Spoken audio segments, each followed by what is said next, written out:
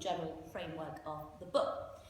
Now, right now, of course, I don't have time to go into each and every single policy area and where we stand concerning the developments in each of these policy areas, but I'd like to adopt those three lenses to see where we are, in the light of the contemporary developments between Turkey and Europe.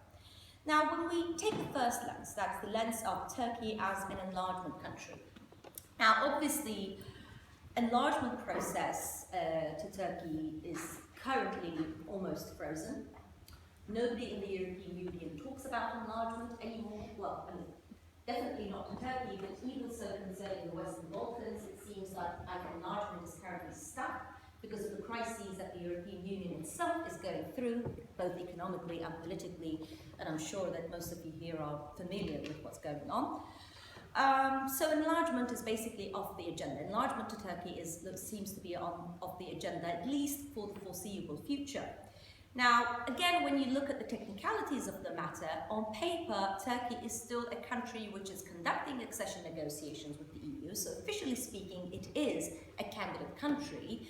But when you look at the accession negotiation process, you see that only one chapter has been opened and closed so far. That's 1 out of 35 chapters of the Acquis Communautaire.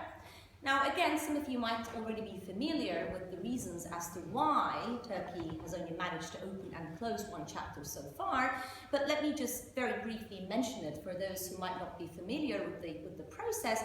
The reason why Turkey cannot close any of the accession negotiation chapters with the EU is because of a European Council decision, which was taken back in December 2006, on the fact that, unless Turkey extends the customs union agreement, which it has with the European Union, to Cyprus, that is opening its airports to planes coming from Cyprus, which means opening its ships to seaports to ships coming from Cyprus. Unless it does that, at least in the shorter term, then it cannot close any of the accession negotiation chapters.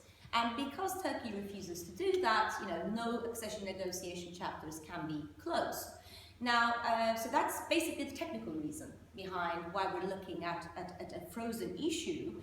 And also, of course, opening the chapters is also no easy deal, although, of course, almost about more than half of the accession negotiation, about 1/3 of it has been open or so, but there's not much progress in most of them. And plus, the ones that cannot be open because of vetoes of Cyprus or France.